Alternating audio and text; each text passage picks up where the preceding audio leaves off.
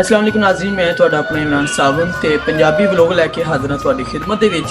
जिस तरह के सारे सज्जन मित्र मेरे पुराने पिछले प्रोग्राम जितने भी है ने देख रहे हैं, सारे सज्जन मित्र ते उन्होंने पसंद भी कर रहे हैं, अपने कमेंट राही अपनी राय भी दे रहे हैं, तो मैं उन्होंने सारे का शुक्रगुजार हाँ।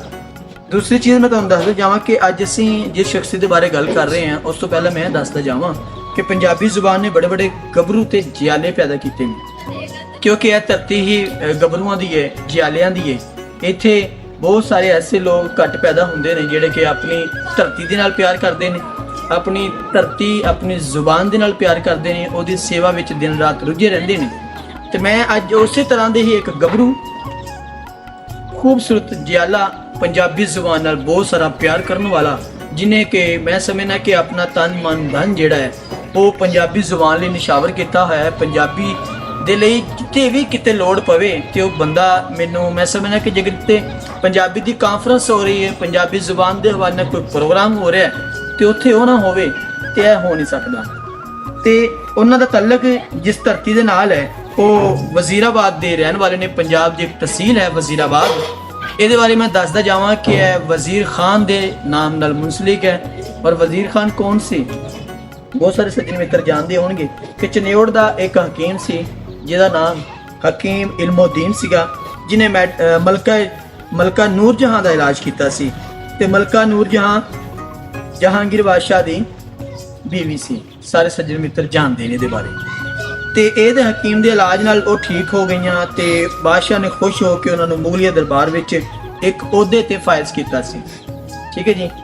तो हकीम इल्मोद्दीन वजीर खान का खिताब दिता गया जो शाहजहां के दौर में लाहौर का गवर्नर बनया। इन्हें उस दौर के दरिया चिनाब के किनारे के उपर एक शहर आबाद किया जिसका नाम से वजीराबाद। तो अज असी उस वजीराबाद की धरती की जंगपल उस धरती के रहने वाले एक सेवक पंजाबी सेवक मुहक्किक ने लिखारी नावल निगार बारे गलबात करांगे। मेरी मुराद है मोहतरम जनाब इलियास घुम्मन साहब, जिन्हां दी पंजाबी जुबान के हवाले नाल पंजाबी सकाफत के हवाले नाल ढेर खिदमात ने। अगर माँ बोली दिहाड़ होवे तो उहदे विच मैं समझना वा कि इलियास घुम्मन साहब जिहड़े ने वो शामिल ना होण ते यह हो नहीं सकता। किते पंजाबी कॉन्फ्रेंस की गल होवे तो उत्थे इलियास घुम्मन ना होवे, यह हो नहीं सकता। असीं अज उन्हां दी हयाती उत्ते झात पावांगे, उन्हां बारे गलबात करांगे, तुहानूं दसांगे कि जी इलियास घुम्मन साहब दे जिहड़ी है साडे कोले जानकारी है ਉਹਦੇ ਵਿੱਚ ਉਹਨਾਂ ਦਾ ਅਸਲ ਨਾਮ ਜਿਹੜਾ ਇਲਿਆਸ ਘੁੰਮਣ ਹੈ ਤੇ ਲਿਖਿਆਰ ਨਾਮ ਵੀ ਇਲਿਆਸ ਘੁੰਮਣ ਹੀ ਹੈ ਤੇ ਜੰਮਣ ਵਰੇ 25 ਅਗਸਤ 1961 ਵਿੱਚੋਂ ਪੈਦਾ ਹੋਏ। ਦੂਸਰਾ ਇਹਨਾਂ ਦਾ ਚੱਕ ਤਹਿਸੀਲ ਜਿਹੜੀ ਹੈ ਵਜ਼ੀਰਾਬਾਦ ਨਾਲ ਤਲਕ ਹੈ ਤੇ ਪਿੰਡ ਚੱਕ ਸਤਿਆ ਦੇ ਰਹਿਣ ਵਾਲੇ ਨੇ ਜ਼ਿਲ੍ਹਾ ਗੁਜਰਾਂਵਾਲਾ ਤੋਂ ਤੇ ਪਿਓ ਦਾ ਨਾਮ ਚੌਧਰੀ ਸਰਦਾਰ ਖਾਨ ਘੁੰਮਣ ਹੈ ਤੇ ਪੜ੍ਹਾਈ ਪੱਲਾ BE electronics MSc electric engineering MA Punjabi MA तारीख ते MBA किया इन्होंने। अदबी रुझान के बारे अगर असीं इन्हां दा काम देखने तो मैं समझना कि मेरा प्रोग्राम मुक जाएगा, पर इन्हां दियां जिहड़ियां अदबी खिदमात ने उन्हां उत्ते मैं पूरी गलबात नहीं कर सका। माशाअल्लाह बेशुमार अवार्ड हासिल किए हैं, असीं उन्हां अवार्डां की तफसील भी तुहाडे नाल गलबात करांगे। ते दूसरा पंजाबी दे नाल कदों दे जुड़े ने, पंजाबी की खिदमात कदों दे कर रहे हैं, वो जिहड़ा वेरवा है वो भी मैं तुहाडे सामने रखना।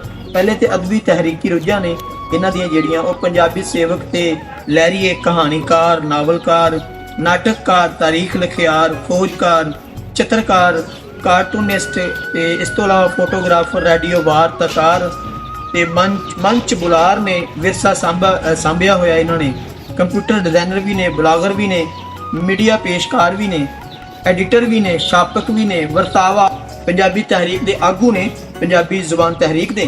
इस तो अलावा पंजाबी प्यारिਆਂ ਨਾਲ रल के इन्होंने पंजाबी सेवक इदारे बनाए।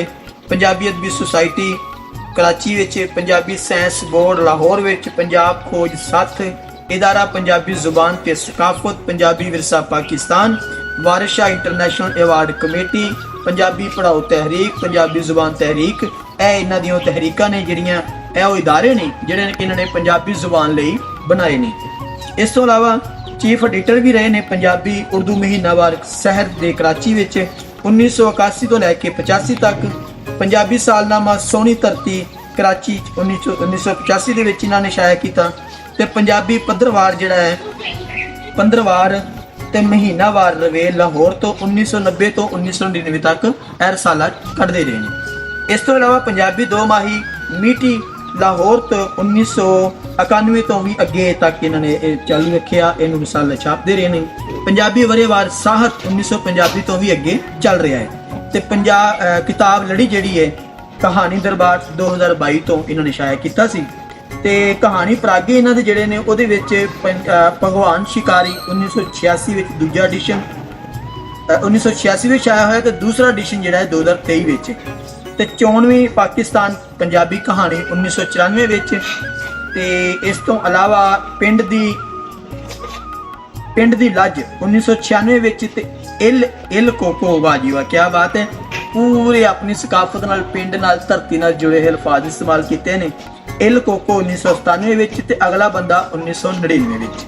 ਬੰਦ ਗਲੀ ਵਾਲਾ ਮਕਾਨ 2001 ਵਿੱਚ ਛਾਪੇ ਚੜਿਆ ਨਾਵਲ ਜਿਹੜਾ ਇਹਨਾਂ ਦਾ। ਉਸ ਤੋਂ ਬਾਅਦ ਕਹਾਣੀ ਸੋਰੀ ਤੇ ਉਜੜੇ ਗਿਰਾਂ ਦੇ ਵਾਸੀ 2004 ਵਿੱਚ। ਵੰਡ ਜਿਹੜੀ ਹੈ ਉਹ 2022 ਦੇ ਵਿੱਚ ਹੈ।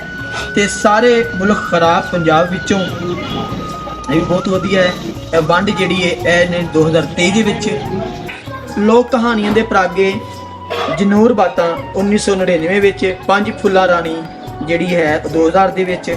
ਇਸ ਤੋਂ ਇਲਾਵਾ ਨਾਵਲ ਨੇ ਪੁਰਾਣਾ ਪਿੰਡ 1994 ਵਿੱਚ, ਮਿੱਟੀ ਆਵਾਜ਼ਾਂ ਮਾਰਦੀ 1994 ਵਿੱਚ।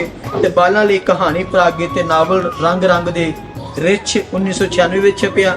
ਚਾਚਾ ਚਾਮ ਚੜਿਕ ਕਿਆ ਬਾਤ ਹੈ 1996 ਦੇ ਵਿੱਚ। ਤੇ ਸਕੀ ਮਾਂ 2000 ਦੇ ਵਿੱਚ ਕਿਤਾਬ ਛਪੀ ਇਹਨਾਂ ਦੀ। ਸੋਈ ਬਾਲਾਂ ਲਈ ਕਹਾਣੀ ਪਰਾਗੇ ਜਿਹੜੇ ਛਪੇ ਨੇ। ਤੇ ਇਸ ਤੋਂ ਇਲਾਵਾ ਸੁਰੀਲੀ ਵੰਜਲੀ ਵਾਲਾ 2000 ਵਿੱਚ। ਤੇ ਚੱਕਰੀ ਨਾਵਲ ਜਿਹੜਾ 2003 ਵਿੱਚ। ਤੇ ਲੋਕ ਅਦਬ ਦੀ ਜਿਹੜੀ ਸਾਂਭ ਇਹਨਾਂ ਨੇ ਕੀਤੀ ਹੈ ਪੱਖੂ ਵਾਰਾਂ। ਮੰਚ ਨਾਟਕ ਜਿਹੜਾ ਹੈ ਸੌਦਾ ਕਬਰਾਂ ਦਾ 2005 ਵਿੱਚ। ਤਾਰੀਖ ਪਾਕਿਸਤਾਨ ਲਹਿਰ ਤੇ ਕਾਇਦੇ ਆਜ਼ਮ ਜਿਹੜੀ ਹੈ 2002 ਦੇ ਵਿੱਚ ਆਇਆ ਹੋਈ। ਇਸ ਤੋਂ ਇਲਾਵਾ ਧਰਮਾਂ ਵਿਚਾਲੇ ਸਾਂਝ ਪੰਚਮ ਪਾਤਸ਼ਾਹ ਦੇ ਪਾਕਿਸਤਾਨ ਵਿਚਲੇ ਪੰਜ ਗੁਰਦਾਮ 2006 ਵਿੱਚ। ਛੇਤੀ ਬੋੜੀ ਵੇ ਤਬੀਬਾ ਲੇਖ ਲੜੀ 1991 ਤੋਂ ਅੱਗੇ ਤਿੱਕਰ। ਤੇ ਪਾਕਿਸਤਾਨ ਵਿਚਲੇ ਇਤਿਹਾਸਕ ਜਿਹੜੇ ਨੇ ਗੁਰਦੁਆਰੇ ਤੇ ਅਸਥਾਨ ਰੇਡੀਓ ਵਾਰਤਾ। ਬਾਕੀ ਇਸ ਤੋਂ ਇਲਾਵਾ ਇਹਨਾਂ ਦੀਆਂ ਇਲਿਆਸ ਕੁਮੰਜੀ ਹੋਰਾਂ ਦੀਆਂ ਪੰਜਾਬੀ ਵਿੱਚ ਸਾਇੰਸੀ ਕਿਤਾਬਾਂ ਨੇ। ਰੇਡਾਰ ਇੰਜੀਨੀਅਰਿੰਗ ਲਈ 1990 ਤੋਂ। ਸਾਇੰਸ ਪ੍ਰਾਇਮਰੀ ਪੱਧਰ ਲਈ 1992 ਵਿੱਚ। ਹਿਸਾਬ ਕਿਤਾਬ ਸਿਆਸੀ ਉਮਰ ਦੇ ਪੜ੍ਹਾਇਆਂ ਲਈ 1994 ਵਿੱਚ। ਕੈਮਿਸਟਰੀ ਜਿਹੜੀ ਹੈ ਹਾਈ ਸਕੂਲਾਂ ਲਈ 1998 ਵਿੱਚ। ਤੇ ਬਾਇਓਲੋਜੀ FSC ਲਈ 1999 ਵਿੱਚ ਆਇਆ ਕੀਤੀ। ਫਿਰ ਇਸ ਤੋਂ ਇਲਾਵਾ ਹਿਸਾਬ ਜਿਹੜਾ ਹੈ ਪ੍ਰਾਇਮਰੀ ਪੱਧਰ ਲਈ 2000 ਵਿੱਚ। ਇਲੈਕਟ੍ਰੋਨਿਕਸ ਜਿਹੜੀ ਇੰਜੀਨੀਅਰਿੰਗ ਲਈ 2000 ਵਿੱਚ।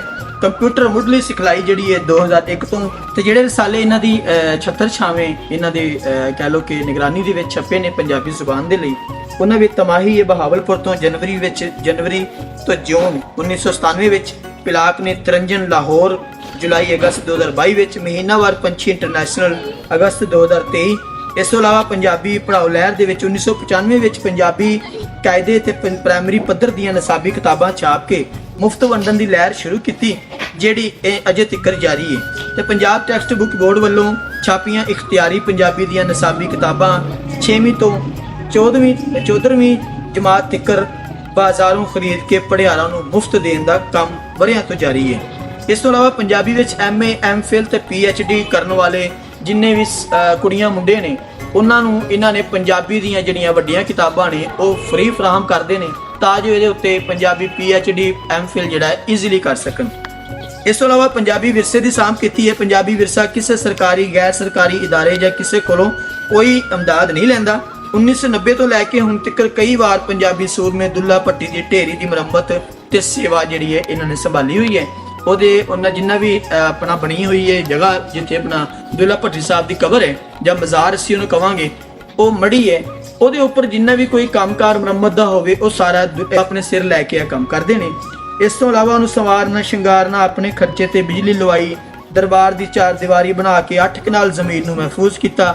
ਅੰਗਰੇਜ਼ਾਂ ਦੀ ਸਰਕਾਰ ਵੇਲੇ ਜਿਸ ਪੰਜਾਬ ਲੋਕ ਗਾਇਕ ਨਵਾਬ ਘੁਮਿਆਰ ਅਨਾਇਤ ਕੋਟੀਆ ਨੂੰ ਇਹ ਮਾਣ ਮਿਲਿਆ ਕਿ ਉਹਦੇ ਪੂਰੇ ਹਿੰਦੁਸਤਾਨ ਵਿੱਚੋਂ ਸਭ ਤੋਂ ਪਹਿਲਾਂ ਪੰਜਾਬੀ ਗਾਉਣ ਦੇ ਗ੍ਰਾਮੋਫੋਨ ਤਵੇ ਰਿਕਾਰਡ ਹੋਏ, ਉਹਦੀ ਯਾਦਗਾਰ ਬਣਾਈ। ਲੋਕ ਗਾਇਕ ਹਨੀਫ ਟੈਡੀ ਤੇ ਪੰਜਾਬੀ ਸ਼ਾਇਰ ਸਾਬਰ ਨਵੀਦ ਦੀਆਂ ਯਾਦਗਾਰਾਂ ਤਾਮੀਰ ਕਰਵਾਈਆਂ। ਦੁੱਲਾ ਭੱਟੀ, ਅਹਿਮਦ ਖਾਨ, ਖਰਲ ਮੁਰਿਆਦ, ਫਤਿਆਨਾ ਤੇ ਹੋਰ ਕਈ ਪੰਜਾਬੀ ਸੂਰਮਿਆਂ ਦੇ ਜਿਹੜੇ ਰੰਗਲੇ ਉੱਤੇ ਸਕੈਚ ਮੁਸਵਰਾਂ ਕੋਲੋਂ ਬਣਵਾ ਕੇ ਮੁਫਤ ਜਾਰੀ ਕੀਤੇ।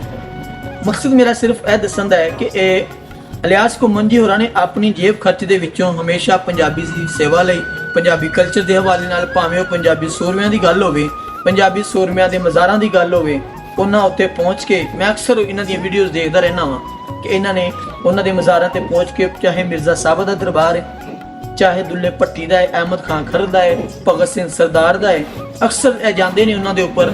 ਜਿਹੜਾ ਕੋਈ ਉੱਥੇ ਕੋਈ ਮੁਰੰਮਤ ਦਾ ਕੰਮ ਹੋਣ ਵਾਲਾ ਹੋਵੇ ਉਹ ਆਪਣੀ ਖਰਚੇ ਆਪਣੀ ਜੇਬ ਚੋਂ ਕਰਵਾਉਂਦੇ ਨੇ। ਜਿਹੜੇ ਕੋਈ ਉੱਥੇ ਕਿਸੇ ਵੀ ਹਵਾਲੇ ਨਾਲ ਕੋਈ ਕੰਮਕਾਰ ਹੈ ਉਹ ਹਮੇਸ਼ਾ ਇਹਨਾਂ ਨੇ ਆਪਣੇ ਜ਼ਿੰਮੇ ਲਿਆ ਹੁੰਦਾ ਹੈ ਤੇ ਵੱਧ ਚੜ ਕੇ ਪੰਜਾਬੀ ਲੋਕਾਂ ਲਈ ਕੰਮ ਕਰ ਰਹੇ ਹੁੰਦੇ ਨੇ। ਫਿਰ ਮੁxtਲਿਫ ਸ਼ਹਿਰਾਂ ਦੇ ਵਿੱਚ ਜਾ ਕੇ ਪੰਜਾਬੀ ਕਾਇਦੇ ਵੰਡਣਾ, ਸਕੂਲਾਂ ਦੇ ਵਿੱਚ ਬੱਚਿਆਂ ਨੂੰ ਪੰਜਾਬੀ ਕਾਇਦੇ ਦੇਣੇ, ਹਰ ਸਿਨਫ ਦੇ ਹਵਾਲੇ ਦੇ ਨਾਲ, ਹਰ ਅਦਬ ਦੇ ਹਵਾਲੇ ਦੇ ਨਾਲ ਜਿਹੜਾ ਹੈ ਉਹਦੇ ਵਿੱਚ ਜ਼ਿਕਰ ਹੁੰਦਾ ਹੈ ਤੇ ਆਪਣੀ ਜੇਬ ਦੇ ਵਿੱਚੋਂ ਕਰਦੇ ਨੇ। ਤੇ ਮੈਂ ਸਮਝਦਾ ਵਾਂ ਕਿ ਇਹ ਪੰਜਾਬ ਦੀ ਖੁਸ਼ਕਿਸਮਤੀ ਹੈ ਕਿ ਪੰਜਾਬ ਦੇ ਵਿੱਚ ਇਸ ਤਰ੍ਹਾਂ ਦਾ ਗੱਭਰੂ ਪੈਦਾ ਹੋਇਆ ਜਿਹਨੇ ਕਿ ਪੰਜਾਬੀ ਜ਼ੁਬਾਨ ਨੂੰ ਆਪਣਾ ਦਿਨ ਰਾਤ ਕਰਕੇ ਅੱਗੇ ਵਧਾਉਣ ਲਈ ਅਸੀਂ ਇਹਨੂੰ ਪੰਜਾਬੀ ਜੀ ਕਹਿ ਲਾਂਗੇ ਠੇਕਾ ਚੁੱਕਿਆ ਹੋਇਆ ਹੈ ਕਿ ਵੀ ਮੈਂ ਪੰਜਾਬੀ ਜ਼ੁਬਾਨ ਮਰਨ ਨਹੀਂ ਦੇਣੀ। ਤੇ ਮੈਂ ਅਕਸਰ ਔਕਾਤ ਇਹਨਾਂ ਨੂੰ ਦੇਖ ਰਿਹਾ ਹੁੰਦਾ, ਬਾਕੀ ਬੁਲਾਰ ਵੀ ਬਹੁਤ ਵੱਡੇ ਨੇ। ਜਿਸ ਵੇਲੇ ਸਟੇਜ ਤੇ ਆ ਕੇ ਮਾਈਕ ਪਕੜ ਲੈਣ ਨਾ ਤੇ ਫਿਰ ਤੁਸੀਂ ਭਾਵੇਂ ਸਾਊਂਡ ਨਾ ਚਲਾਓ ਵੱਡਾ, ਅੱਲਾਹ ਰੱਬੁਲ ਇੱਜ਼ਤ ਨੇ ਇਹਨਾਂ ਨੂੰ ਐਸਾ ਗਲਾ ਨਵਾਜ਼ਿਆ ਔਰ ਇਹ ਇਹਨਾਂ ਬੜਕ ਹੈ ਉਹਨਾਂ ਦੇ ਅੰਦਰ। ਬਾਕੀ ਪਤਾ ਲੱਗ ਰਿਹਾ ਹੁੰਦਾ ਕਿ ਕੋਈ ਝਟਕਾ ਬੰਦਾ ਕੋਈ ਘੁੰਮਣ ਖੜਾ ਹੈ ਸਟੇਜ ਦੇ ਉੱਪਰ ਤੇ ਉਹ ਆਵਾਮ ਦੇ ਨਾਲ ਮੁਖਾਤਬ ਹੋ ਕੇ ਕਹਿ ਰਿਹਾ ਹੁੰਦਾ ਹੈ ਕਿ ਪੰਜਾਬੀ ਜ਼ੁਬਾਨ ਮੇਰਾ ਮਾਣ ਹੈ, ਮਾਂ ਬੋਲੀ ਜੇ ਭੁੱਲ ਜਾਵੋਗੇ ਕੱਖਾਂ ਵਾਂਗੂ ਰੁੱਲ ਜਾਵੋਗੇ। ਇਹ ਉਹਨਾਂ ਦਾ ਨਾਰਾ ਹਰ ਜ਼ੁਬਾਨ ਦੇ ਉੱਪਰ ਹੈ।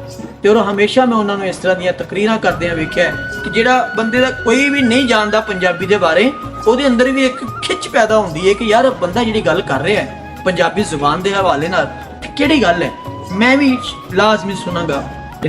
ਤੇ ਮੈਂ ਹੁਣ ਝਾਤ ਪਵਾਉਂਦਾ ਜਾਵਾਂ ਇਹਨਾਂ ਨੇ ਜਿਹੜੇ ਮੈਂ ਤੁਹਾਨੂੰ ਜਿਸ ਤਰ੍ਹਾਂ ਪਹਿਲੇ ਦੱਸਿਆ ਸੀ ਕਿ ਮੈਂ ਇਹਨਾਂ ਦੇ ਬਾਰੇ ਗੱਲਬਾਤ ਕਰਨ ਲੱਗਾ ਤੇ ਮੇਰਾ ਪ੍ਰੋਗਰਾਮ ਮੁੱਕ ਜਾਣਾ ਹੈ, ਪਰ ਇਹਨਾਂ ਦੇ ਬਾਰੇ ਗੱਲਬਾਤ ਨਹੀਂ ਮੁੱਕਣੀ। ਢੇਰ ਮਵਾਦ ਹੈ ਇਹਨਾਂ ਦੇ ਹਵਾਲੇ ਦੇ ਨਾਲ ਪਿਆ ਹੋਇਆ। ਤੇ ਅਗਰ ਮੈਂ ਇਹਨਾਂ ਦੀਆਂ ਕਹਾਣੀ ਦੇ ਹਵਾਲੇ ਦੇ ਨਾਲ ਗੱਲਬਾਤ ਕਰਾਂ, ਇਹਨਾਂ ਦੇ ਅਵਾਰਡ ਦੇ ਹਵਾਲੇ ਦੇ ਨਾਲ, ਮਾਸ਼ਾਅੱਲਾ ਮੇਰੀ ਵੀ ਖੁਸ਼ਕਿਸਮਤੀ ਹੈ ਕਿ ਮੈਂ ਇਹਨਾਂ ਦੇ ਨਾਲ ਕਈ ਮੁਲਾਕਾਤਾਂ ਹੋਈਆਂ ਮੇਰੀਆਂ ਤੇ ਮਾਸ਼ਾਅੱਲਾ ਸੇਵਕ ਵੀ ਬਹੁਤ ਵੱਡੇ ਨੇ, ਇਨਸਾਨ ਵੀ ਬਹੁਤ ਵੱਡੇ ਨੇ ਔਰ ਹਮੇਸ਼ਾ ਇਹੀ ਗੱਲ ਕਹਿਣਗੇ ਕਿ ਸਾਵਨ ਪੰਜਾਬੀ ਦੇ ਹਵਾਲੇ ਨਾਲ ਕਿਤੇ ਵੀ ਲੋੜ ਹੋਵੇ ਤੇ ਪੁੱਤਰਾ ਇਹ ਨੰਬਰ ਹੀ ਮੇਰਾ ਤੇ ਮੈਨੂੰ ਕਾਲ ਕਰੀ ਤੇ ਮੇਰੀਆਂ ਆਣੀਆਂ ਵੇਖੀ। ਔਰ ਵਾਕਈ ਲਿਆਸ ਘੁੰਮਣ ਸਾਹਿਬ ਇੰਝ ਹੀ ਕਰਦੇ ਨੇ। ਬਹੁਤ ਸਾਰੀਆਂ ਸ਼ਹਿਰਾਂ ਦੇ ਵਿੱਚ ਇਹਨਾਂ ਨੇ ਪੰਜਾਬੀ ਕਾਨਫਰੰਸਾਂ ਕਰਵਾਈਆਂ ਨੇ, ਪੰਜਾਬੀ ਇਕੱਠ ਕਰਵਾਏ ਨੇ, ਉੱਥੇ ਕਿਤਾਬਾਂ ਕਾਇਦੇ ਬਕਾਇਦਾ ਵੰਡੇ ਨੇ। ਫਿਰ ਲੋਕਾਂ ਨੂੰ ਦਾਵਤ ਦਿੱਤੀ ਹੈ ਕਿ ਪੰਜਾਬੀ ਜ਼ੁਬਾਨ ਲਈ ਵਧੋ, ਅੱਗੇ ਆਓ ਤਾਂ ਕਿ ਪੰਜਾਬੀ ਜਿਹੜਾ ਸੁਲਝਾਣਾ ਹੋ ਜਾਵੇ। ਮੈਂ ਕਿ ਅੱਜ ਦੇ ਨੌਜਵਾਨਾਂ ਵਿੱਚ ਵੀ ਹੋਣਾ ਚਾਹੀਦਾ ਹੈ ਤਾਂ ਕਿ ਇਹ ਕੰਮ ਜਿਹੜਾ ਹੈ ਜੋਕ ਦਰ ਜੋਕ ਅੱਗੇ ਚੱਲਦਾ ਰਹਿਣਾ ਚਾਹੀਦਾ ਹੈ। ਅਵਾਰਡ ਦੇ ਹਵਾਲੇ ਨਾਲ ਇਹਨਾਂ ਨੂੰ ਮਾਸ਼ਾਅੱਲਾ ਸਦਾਰਤੀ ਅਵਾਰਡ ਮਿਲ ਚੁੱਕੇ ਨੇ ਬੇਸ਼ੁਮਾਰ। ਤੇ ਮੈਂ ਅਗਰ ਉਹਨਾਂ ਦੀ ਲਿਸਟ ਤੁਹਾਡੇ ਸਾਹਮਣੇ ਬਿਆਨ ਕਰਨੀ ਸ਼ੁਰੂ ਕਰਦੇ ਹਾਂ ਤੇ ਉਹ ਵੀ ਇੱਕ ਲੰਮੀ ਲਿਸਟ ਹੈ ਜਿਹਦੇ ਵਿੱਚ ਮੈਂ ਜਿਹੜੇ ਕਿ ਵੱਡੇ ਵੱਡੇ ਨਾਮਵਰ ਅਵਾਰਡ ਨੇ ਉਹਨਾਂ ਦੀ ਫਹਿਰਿਸਤ ਮੈਂ ਨੋਟ ਕੀਤੀ ਨਾ, ਯਕੀਨ ਕਰੋ 100 ਤੋਂ ਉੱਪਰ ਤੇ ਉਹੀ ਨੇ ਕੱਲੇ ਸ਼ੀਲਡ ਅਵਾਰਡ ਜਿਹੜੇ ਨੇ। ਇਸ ਤੋਂ ਇਲਾਵਾ ਇਹ ਮੈਡਲ ਨੇ ਇਹਨਾਂ ਦੇ, ਸਿਲਵਰ ਮੈਡਲ, 골ਡ ਮੈਡਲ, ਉਹਨਾਂ ਦੀ ਵੀ ਬੇਸ਼ੁਮਾਰ ਤਾਦਾਦ ਹੈ। ਔਰ ਇੰਡੀਆ ਤੋਂ ਇਹਨਾਂ ਨੂੰ ਅਵਾਰਡ ਮਿਲੇ, ਪਾਕਿਸਤਾਨ ਦੇ ਵਿੱਚੋਂ ਅਵਾਰਡ ਦਿੱਤੇ ਗਏ, ਵੱਡੇ ਸਦਾਰਤੀ ਲੈਵਲ ਦੇ ਅਵਾਰਡ ਜਿਹੜੇ ਨੇ ਉਹ ਇਹਨਾਂ ਦੇ ਹਿੱਸੇ ਵਿੱਚ ਆਏ। ਔਰ ਇੱਕ ਇਹਨਾਂ ਨੂੰ ਇਹ ਵੀ ਸ਼ਰਫ ਹਾਸਲ ਹੋਇਆ ਕਿ ਇੱਕ ਪਾਕਿਸਤਾਨ ਦੇ ਵਿੱਚ ਕਹਾਣੀ ਦੇ ਹਵਾਲੇ ਨਾਲ ਜਿਹੜਾ 2 ਵਾਰੀ ਨਾਮ ਪਹਿਲੇ ਨੰਬਰ ਤੇ ਆਇਆ ਤੇ ਉਹ ਇਲਿਆਸ ਘੁੰਮਣ ਸਾਹਿਬ ਦੇ ਹਿੱਸੇ ਵਿੱਚ ਹੀ ਆਇਆ। ਪਾਕਿਸਤਾਨ ਦਾ ਬਹੁਤ ਵੱਡਾ ਕਹਾਣੀਕਾਰ, ਨਾਵਲ ਨਿਗਾਰ ਇਲਿਆਸ ਘੁੰਮਣ ਸਾਹਿਬ ਨੇ। ਅਗਰ ਲਿਖਾਰੀ ਨੇ ਤੇ ਉਹਦੇ ਨਾਲ ਨਾਲ ਸੇਵਕ ਵੀ ਉਨੇ ਵੱਡੇ ਨੇ। ਇਹਨਾਂ ਦੀਆਂ ਬਹੁਤ ਖਿਦਮਾਤ ਨੇ ਪੰਜਾਬੀ ਦੇ ਹਵਾਲੇ ਨਾਲ। ਤੇ ਇਨਸ਼ਾਅੱਲਾ ਬਾਕੀ ਦੀ ਜਿਹੜੀ ਗੱਲਬਾਤ ਹੈ ਅਸੀਂ ਫਿਰ ਜਿਸ ਤਰ੍ਹਾਂ ਮੈਂ ਪਹਿਲੇ ਦੱਸਿਆ ਕੈਨੇਡਾ ਤੋਂ, ਇੰਡੀਆ ਤੋਂ, ਪਾਕਿਸਤਾਨ ਤੋਂ ਵੀ ਢੇਰ ਇਹਨਾਂ ਨੇ ਅਵਾਰਡ ਹਾਸਲ ਕੀਤੇ ਨੇ ਤੇ ਉਹਨਾਂ ਦੀ ਵੀ ਤਫਸੀਲ ਇਨਸ਼ਾਅੱਲਾ ਅਸੀਂ ਕਿਸੇ ਅਗਲੇ ਪ੍ਰੋਗਰਾਮ ਦੇ ਵਿੱਚ ਤੁਹਾਡੇ ਨਾਲ ਸਾਂਝੀ ਕਰਾਂਗੇ। ਬਾਕੀ ਮੈਂ ਕੋਸ਼ਿਸ਼ ਕਰਾਂਗਾ ਕਿ ਜਿਹੜੀ ਇਹਨਾਂ ਦੀ ਤਫਸੀਲ ਹੈ ਪੂਰੀ ਅਵਾਰਡਸ ਦੇ ਹਵਾਲੇ ਦੇ ਨਾਲ ਉਹ ਤੁਹਾਨੂੰ ਸਕਰੀਨ ਦੇ ਉੱਪਰ ਜਿਹੜੀ ਹੈ ਨਾ ਨਜ਼ਰ ਆਏਗੀ, ਤੁਸੀਂ ਉੱਥੋਂ ਵੀ ਦੇਖ ਸਕਦੇ ਹੋ। ਇਹਨਾਂ ਬਾਰੇ ਜਾਣਕਾਰੀ ਤੁਸੀਂ ਸੁਣ ਲਈਏ, ਬਾਕੀ ਵੇਖ ਕੇ ਤੁਸੀਂ ਨਤਾਰਾ ਕਰਿਆ ਜੀ ਕਿ ਪਾਕਿਸਤਾਨ ਦੇ ਵਿੱਚ ਜਾਂ ਪੰਜਾਬ ਦੇ ਵਿੱਚ ਇਸ ਤਰ੍ਹਾਂ ਦੇ ਗੱਭਰੂਆਂ ਦੀ ਕਿੰਨੀ ਲੋੜ ਹੈ ਜਿਹੜੇ ਕਿ ਸਾਡੀ ਪੰਜਾਬੀ ਜ਼ੁਬਾਨ ਅਗਰ ਹੁਣ ਤੱਕ ਬਚੀ ਆਈ ਨਾ, ਮੈਂ ਸਮਝਦਾ ਕਿ ਇਹਨਾਂ ਲੋਕਾਂ ਦੀ ਵਜ੍ਹਾ ਤੋਂ ਬਚੀ ਰਹੀ ਹੈ। ਇਸ ਤਰ੍ਹਾਂ ਦੇ ਗੱਭਰੂਆਂ ਦੀ ਵਜ੍ਹਾ ਤੋਂ, ਇਸ ਤਰ੍ਹਾਂ ਦੇ ਜਿਆਲਿਆਂ ਦੀ ਵਜ੍ਹਾ ਤੋਂ ਪੰਜਾਬੀ ਜ਼ੁਬਾਨ ਤੇ ਕਲਚਰ ਥੋੜਾ ਬਹੁਤਾ ਬਚਿਆ ਹੋਇਆ ਹੈ। ਤੇ ਇਸ ਤਰ੍ਹਾਂ ਸਾਨੂੰ ਮਜ਼ੀਦ ਅੱਗੇ ਇਹਦੇ ਉੱਤੇ ਹੋਰ ਕੰਮ ਕਰਨਾ ਚਾਹੀਦਾ ਹੈ ਤਾਂ ਕਿ ਅਸੀਂ ਆਪਣੇ ਵਿਰਸੇ ਨੂੰ ਬਚਾ ਸਕੀਏ, ਆਪਣੀ ਜ਼ੁਬਾਨ ਨੂੰ ਬਚਾ ਸਕੀਏ, ਆਪਣੇ ਕਲਚਰ ਨੂੰ ਬਚਾ ਸਕੀਏ। ਇਹਦੇ ਨਾਲ ਹੀ ਦਿਓ ਮੈਨੂੰ ਇਜਾਜ਼ਤਾਂ। ਇਨਸ਼ਾਅੱਲਾ ਮਿਲਾਂਗੇ ਅਗਲੇ ਪ੍ਰੋਗਰਾਮ 'ਚ। ਰੱਬ ਸੋਨੇ ਦੇ ਹਵਾਲੇ, ਰੱਬ ਰਾਖਾ।